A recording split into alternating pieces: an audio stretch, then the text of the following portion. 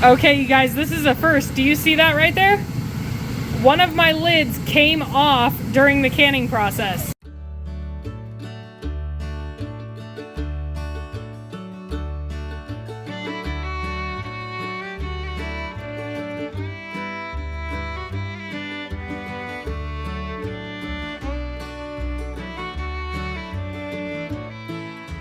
Hi you guys, welcome back to Kirshner FarmStead. If you are new to our channel, my name is Kirsty, and today we are going to be cooking down tomato sauce to can into tomato paste. Okay, we got a really good deal on these number 10 cans of tomato sauce probably 2 years ago now. They were $3.99 per can, so I'm sure you know that that's a fantastic deal, especially right now.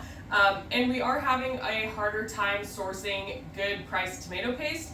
Our original plan when we had bought these was just wait until we used up our other stock and then can these down into smaller jars. Now, I'm going to say right now that recanning already canned product is not an approved practice. So if you choose to do this, then do so under your own discretion, okay?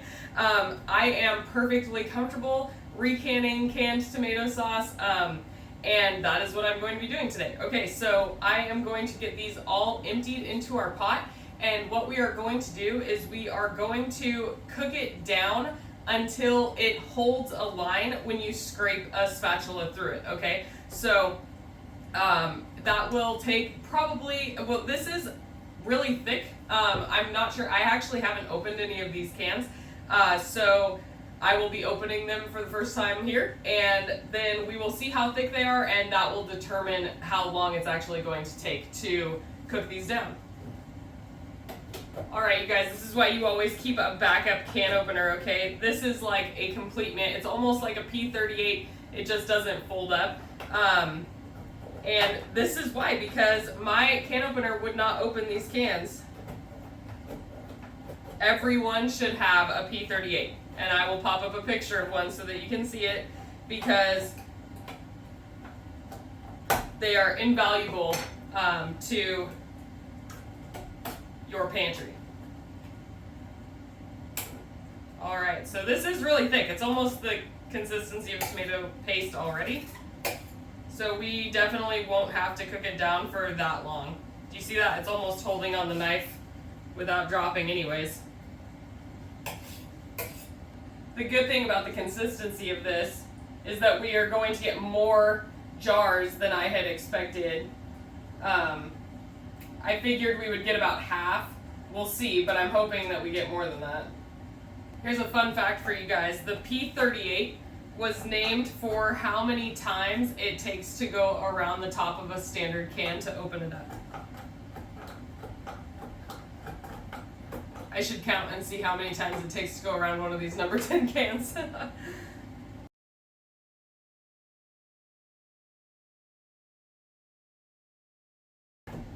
56 times to go around the big can.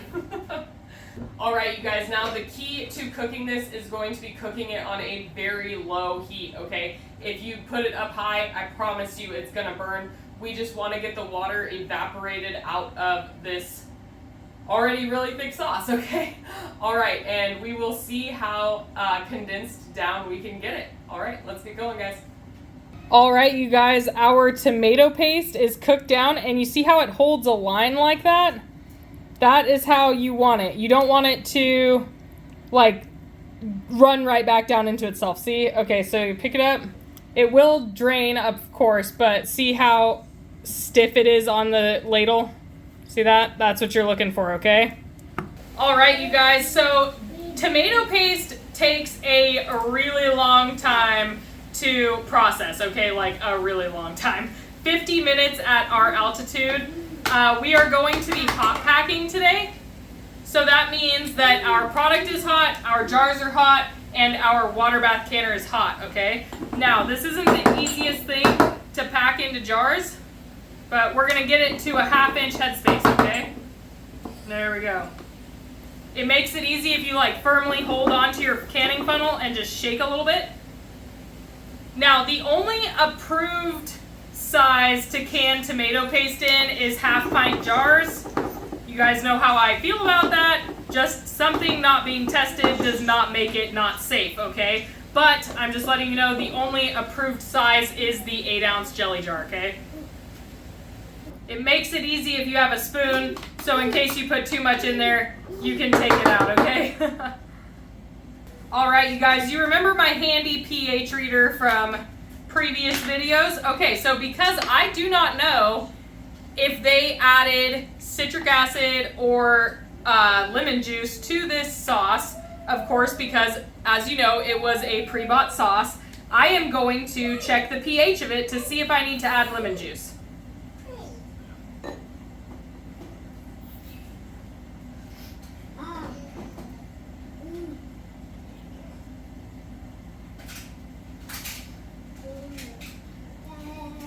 You guys see that? 3.67. Remember, if it is under 4.6, it is safe to water bath can without adding any acid. All right, we are good. We do not have to add lemon juice to this. Now, if you do, if you are using fresh tomatoes, or if you are canning a sauce and don't have a pH reader that was a store-bought sauce, you can put 1 teaspoon of lemon juice in each of these half-pint jars. I personally don't like the flavor of citric acid. If you like it, you can absolutely add citric acid instead of lemon juice too. And I know before somebody says lemon juice is citric acid, it is not the same to me. I can taste the difference. All right, you guys, now we are going to clean the rims of all of our jars. I like to dip my flour sack towel or my paper towel into my hot canning pot to get it nice and clean. We are going to make our jar rings just fingertip tight, and that means we are going to tighten them until we feel resistance and then go a quarter turn farther. All right, you guys, now I will pop up the processing times for these because it varies for each different elevation. Our elevation between 1,000 and 3,000 is going to be 50 minutes, okay? All right, we're gonna get these going and we will be back when they're done. Thanks for sticking around, guys. All right, you guys, I don't know how many of you know this, but you can actually double stack jars in a water bath canner if you have a tray between them or something between them, separating them, okay? So I actually didn't know that for a really long time. And it does come in handy when I am canning stuff like jelly or jams or tomato paste that's in smaller jars. All right, just wanted to say that. Okay, you guys, this is a first. Do you see that right there? One of my lids came off during the canning process. I am gonna have to do some research as to why that happened.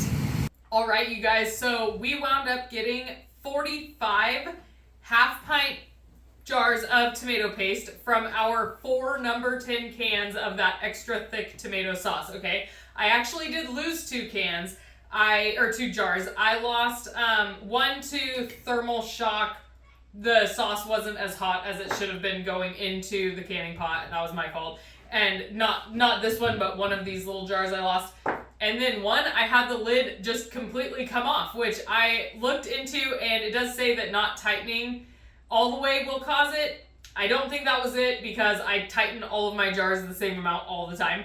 I think that there was a ding in the side of the ring, and I believe that that didn't allow it to tighten down properly. So it came off during the canning process, which was super weird. But so we lost 2 jars, but we wound up with 43 in the end, 8-ounce jars, and this should last us the next year because the last time that I bought tomato paste, I think I bought 50 of the little 6-ounce cans, and that lasted us a year, and we normally use 2 of those at a time. So hopefully we'll just be able to use one of these, and it will last us. All right, you guys, if you have any questions about today's video, please leave them in the comments below.